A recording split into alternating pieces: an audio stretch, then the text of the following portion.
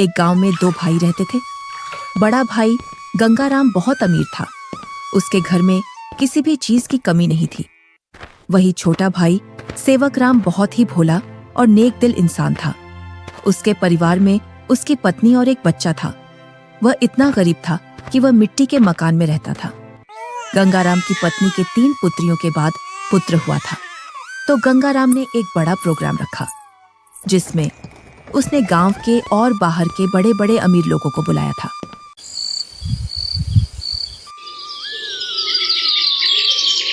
सुबह से ही गंगाराम के घर के चारों ओर चहल पहल थी।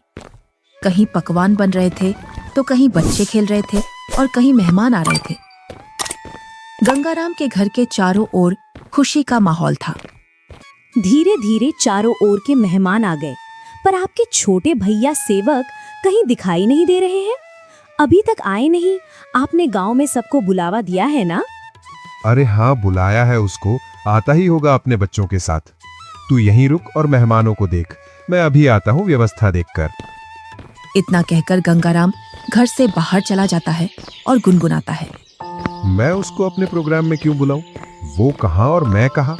मेरे यहाँ एक से बढ़कर एक अमीर मेहमान आ रहे हैं। अगर किसी को पता चल गया कि मेरा भाई इतना गरीब है तो मेरी नाक कट जाएगी। कुछ गांव के लोग सेवकराम के घर के आगे से गंगाराम के प्रोग्राम में जा रहे थे और सेवकराम अपने घर से खेतों पर जाने की तैयारी कर रहा था। जैसे ही वह घर से बाहर निकलता है तो उसको कुछ गांव वाले मिल जाते हैं। अरे सेवकराम, तू अपने भाई के घर नहीं गया? तेरी भाभी के बहुत दिनों बाद लड़का हुआ है। इसी उपलक्ष्य में तेरे भाई ने बहुत बड़ा प्रोग्राम रखा है। तू तो चाचा बन गया है और तू यहाँ, जबकि तुझे तो अपने भाई के घर सबसे पहले पहुँचना था। सेवकराम ये सुनकर दंग रह जाता है।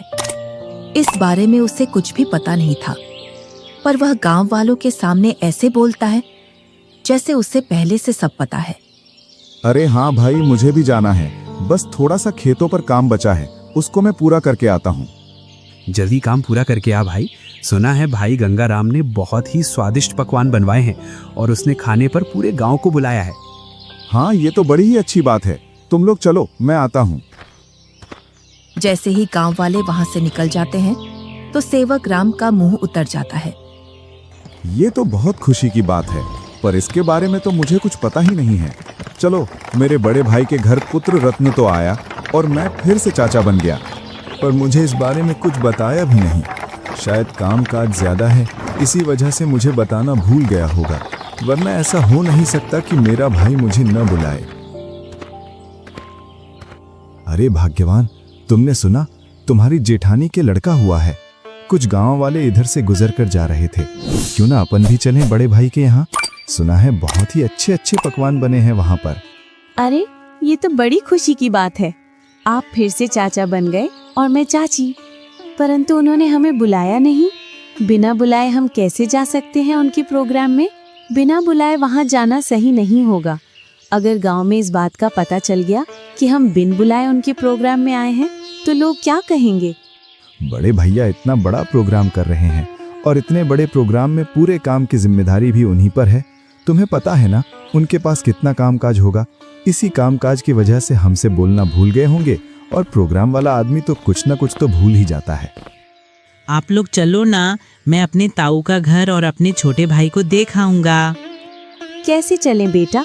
मन तो मेरा भी बहुत कर रहा है जाने को, पर उन्होंने हमें प्रोग्राम का निमंत्रण भी नहीं दिया और ना ही हमसे बोला। उन्होंने फिर किस मुंह से उनके प्रोग्राम में जाएं?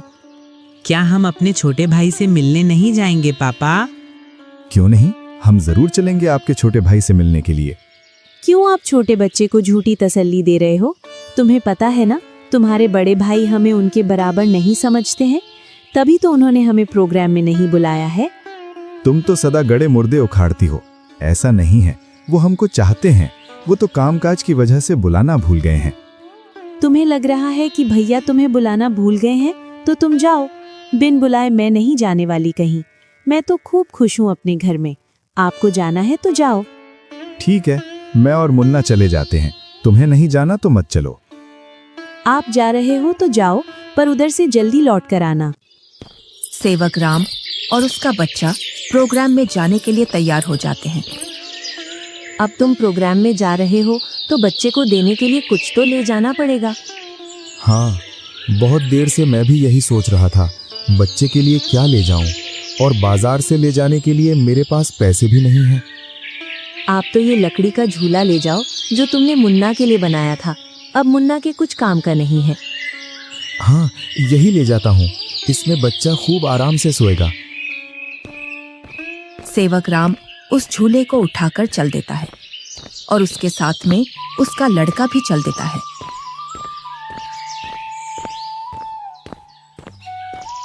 थोड़ी देर बाद दोनों प्रोग्राम में पहुंच जाते हैं। यहाँ तो खूब अमीर मेहमान आए हैं और बच्चे को देने के लिए शानदार और महंगी महंगी वस्तुएं लाए हैं। मेरा झूला तो इनके आगे कुछ भी नहीं है। सेवक राम मेहमानों पर महंगी महंगी वस्तुएं देखकर अपने झूले की ओर देखता है और मन ही मन में सोचता है, मैं क्यों इस झूले को यहाँ लाया? यहाँ तो एक से बढ़कर एक वस्तुएं हैं बच्चे के लिए। मैं भी क्या सोच रहा हूँ, भला हाथ की बनी चीज और बाजार की चीजों में अंतर होता है। बड़े भैया जरूर मेरे झूले को पसंद करेंगे, क्योंकि मेरा झूला सबसे मजबूत है, क्योंकि इसे मैंने अपने हाथों से बनाया है। और सेवक राम निसंकोच होकर मेहमानों के बीच में घूमने लगता है। वह देखता है कि उसके बड़े भैया और भाभी मेहमानों का स्वागत कर रहे थे। तभी गंगाराम की पत्नी की निगाह सेवक राम पर जाती है। तब वह गंगाराम से बोलती है, अरे भैया और मुन्ना तो आ गए, पर देवरानी नहीं दिख रही है। कहाँ आ गए? मुझे तो कहीं दिखाई नहीं दे रहे। वो रहे मेहमानों के बीच में। इधर सेवक राम के पास कुछ मेहमान आ जाते हैं।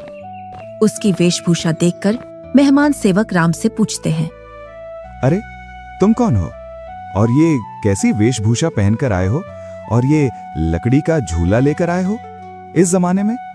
चलो तुम अपना परिचय दो, तुम कौन हो और यहाँ क्या कर रहे हो? इतना सुनकर सेवक राम संकोच में पड़ जाता है और मन ही मन सोचता है, अगर मैं इन्हें ये बताऊं कि मैं गंगाराम का छोटा भाई हूं तो ये लोग क्या सोचेंगे? एक भाई इतना अमीर और एक भाई इतना गरीब कि वो प्रोग्राम में एक जोड़ी कपड़ा भी सही से पहनकर नहीं आ सकता है। इससे अच्छा तो मैं झूठ बोल दूं। मैं गंगाराम जी का मजदूर।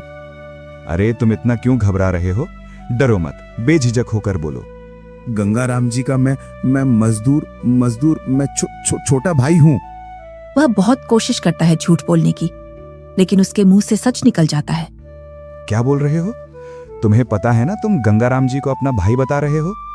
तुम्हें पता है ना वो कहाँ और तुम कहाँ? अपने आप को देखो और उनका प्रोग्राम देखो। इतने में ही गंगाराम वहां आ जाता है और बोलता है, क्या बोल रहा है ये? ये तुम्हें अपना भाई बता रहा है कि तुम इसके भाई हो। मेरा भाई होता तो वो इस हालात में रहता। ये तो मेरा हारी है, हारी। इसको मैंने एक दिन प्यार से भाई क्या बोल दिया, मुझे अपना भाई बताने लगा। इतना सुनकर सेवक राम अपना सिर झुका लेता है। आप प्रोग्राम का आनंद लीजिए। चलो मैं और मेहमानों से मिलता हूँ। जी आप मिलिए, हम भी और परिचितों से मिल लेते हैं। चलो तुम यहाँ से बाहर चलो, मुझे तुमसे कुछ बात करनी है। दोनों भाई एकांत में चले जाते हैं। जब तुम्हें पता है मेरे यहाँ एक से बढ़कर एक मेहमान आए हैं, फिर भी तू प्रोग्राम में घुस आया मेरी नाक कटवाने के लिए। और ये क्या लेकर आया है मेरे लड़के के लिए? लकड़ी का झूला। इस झूले में सोएगा मेरा लड़का। मेरा लड़का तो मखमल के झूले में सोएगा। किसमें? मखमल के झूले में। जा यहाँ से, मुझे दिख मत जाना अब इस प्रोग्राम में। अगर कुछ खाना बचेगा तो मैं सुबह भिजवा दूंगा तेरे घर पर। और हाँ, साथ में अपने लड़के को भी ले जाना यहाँ से। मुन्ना की माँ ठीक बोल रही थी कि बिन बुलाए वहां मत जाओ। मेरी ही गलती है जो मैं बिन बुलाए यहाँ आ गया। सेवक राम अपने बच्चे को लेकर अपने घर की ओर चल देता है, बड़े ही उदास मन से। इतने में ही बच्चा बोलता है, पापा, हम छोटे भैया से भी तो नहीं मिले और आप इतनी जल्दी घर चल रहे हो? सेवक राम थोड़ी हिम्मत करके अपने लड़के से बोलता है, बेटा हम शाम को आएंगे। खेतों पर कुछ काम बाकी रह गया था, वो मुझे याद आ गया है। उसे करके मैं आ जाऊंगा। उसके बाद चलेंगे हम तेरे छोटे भाई से मिलने के लिए। दोनों घर पहुंच जाते हैं। मुन्ना घर से बाहर बच्चों के साथ खेलने के लिए चला जाता है। इधर सेवक राम अपनी पत्नी को पूरी घटना सुना देता है और उसकी आंखों से आंसू छलक जाते हैं। पता नहीं ईश्वर की कैसी लीला है, आज भाई ने भाई को पहचानने से मना कर दिया। आप रोइए मत, ईश्वर एक दिन सब ठीक कर देगा। ईश्वर को भाइयों के बीच में इतना फासला भी नहीं रखना चाहिए कि वे एक दूसरे से ही दूर हो जाए। आप इतना दुख मत मनाइए, सब ठीक हो जाएगा। आप बस ईश्वर पर विश्वास रखिए। तीनों सो जाते हैं।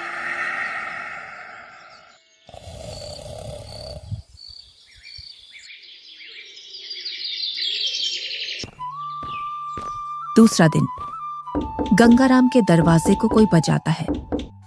पता नहीं अब कौन आ गया।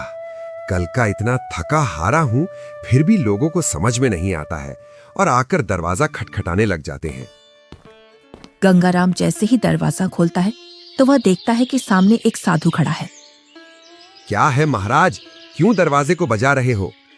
कुछ नहीं बेटा, बड़े जोरों की भूख लगी है। बस थोड़ा सा खाना मिल जाता तो मेरी भूख मिट जाती। क्या खाना? यहाँ खाना मुफ्त में नहीं मिलता है और ऐसी दोपहर में तुम्हें कहां से खाना ला कर दूं? बेटा, घर में कुछ तो होगा, उसमें से ही कुछ खाने को दे दो जिससे मेरी भूख शांत हो जाए। इतना बड़ा गांव है, तुम्हें मेरा ही घर मिला खाना मांगने के लिए? यहाँ कुछ नहीं है, चले जाओ यहाँ से।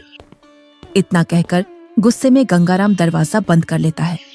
ईश्वर तुम्हें सदा खुश रखे बेटा।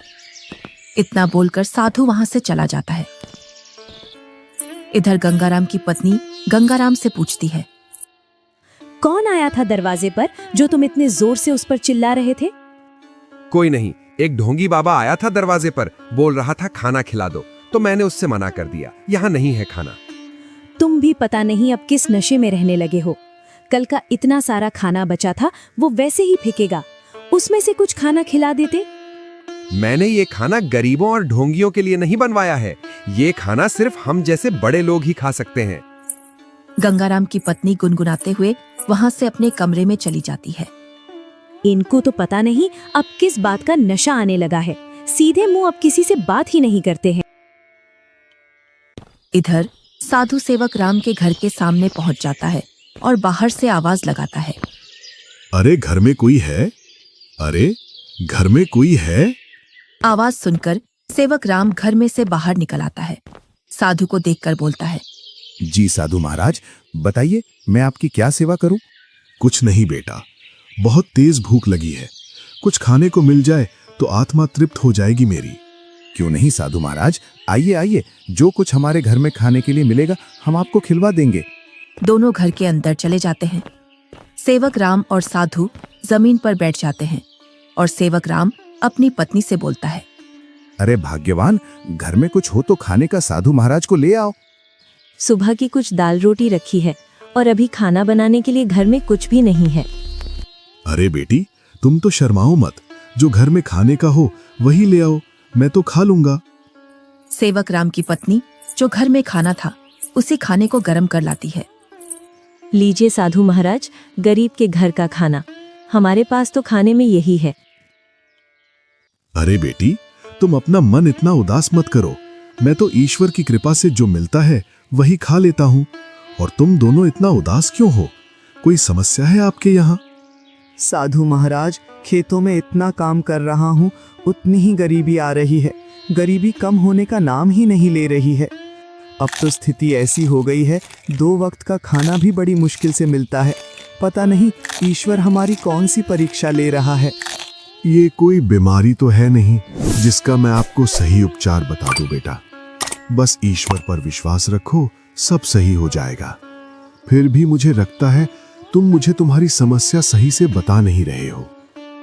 इतना सुनकर सेवक राम और सेवक राम की पत्नी साधु महाराज को पूरी बात बता देते हैं कि किस प्रकार गंगाराम ने उनके साथ भेदभाव किया। साधु खाना खा लेता है। पता नहीं आपको हमारे हाथ का खाना कैसा लगा, सही लगा या नहीं? बेटी, तुम अपना मन उदास मत करो।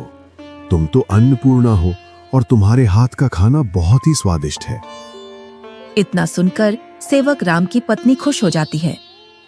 तुमने बेटा आज मेरी आत्मा तृप्त कर दी है। अगर तुम आज मुझे भोजन नहीं देते तो पता नहीं आज भूख की वजह से मेरा क्या होता। साधु अपने थैले में हाथ डालता है और उसमें से एक पोटली निकालता है। इसमें क्या है साधु महाराज? ये पोटली बेटा बीजों का भंडार है। तुम जिस भी फसल का बीज चाहोगे वो बीज इस पोटली में से निकलेगा, जिससे तुम्हारी फसल साधारण फसल से 10 गुना ज्यादा निकलेगी। ये तो महाराज आपकी असीम कृपा है। ये मेरी नहीं, ईश्वर की कृपा है बेटा। बस एक बात का ध्यान रखना, इस पोटली के बारे में कभी किसी को मत बताना, और इसमें से जो बीज निकले उन्हें बेचना नहीं। अगर तुमने ऐसा किया तो ये पोटली आपके किसी काम की नहीं रहेगी। जी साधु महाराज, मैं कभी ऐसा नहीं करूंगा। और साधु महाराज वहां से चले जाते हैं। साधु महाराज के पैर जैसे ही घर में पड़े तब से घर में शांति का अनुभव हो रहा है। हाँ भाग्यवान, अब ईश्वर की कृपा से सब ठीक हो जाएगा।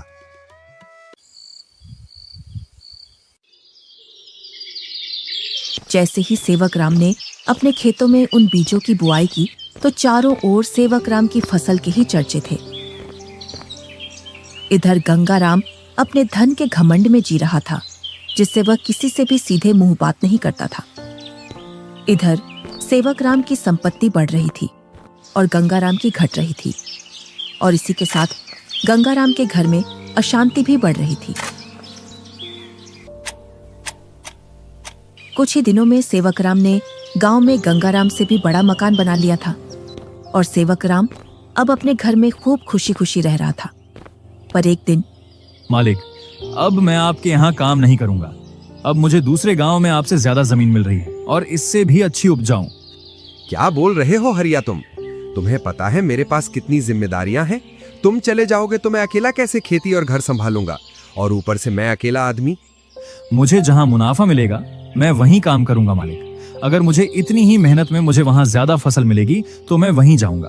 अरे हरिया, मैं भी तो तुम्हें खूब मुनाफा करवाता हूँ। बस तुम इस साल और रुक जाओ, मैं जब तक दूसरा हारी देख लूंगा। मालिक, 2 सालों से तुम मुझे बेवकूफ बना रहे हो। न तो तुम अनाज ज्यादा देते हो और न ही तुम दूसरा हारी रखते हो। मैं तो चला, तुम जानो और तुम्हारी खेती। अरे नहीं, ये तो चला गया। अब मैं क्या करूंगा? कई सालों से मैंने खेतों में काम भी नहीं किया है, जिससे अब मुझसे खेतों में काम भी नहीं होगा। क्यों ना मैं सेवक राम के यहाँ जाऊं? अब तक तो उसने उसकी सारी जमीन बेच दी होगी, क्योंकि हालात तो वैसे भी खराब चल रहे थे उसके। वो जरूर मेरे खेतों पर काम कर लेगा। गंगाराम सेवक राम से मिलने के लिए चल देता है।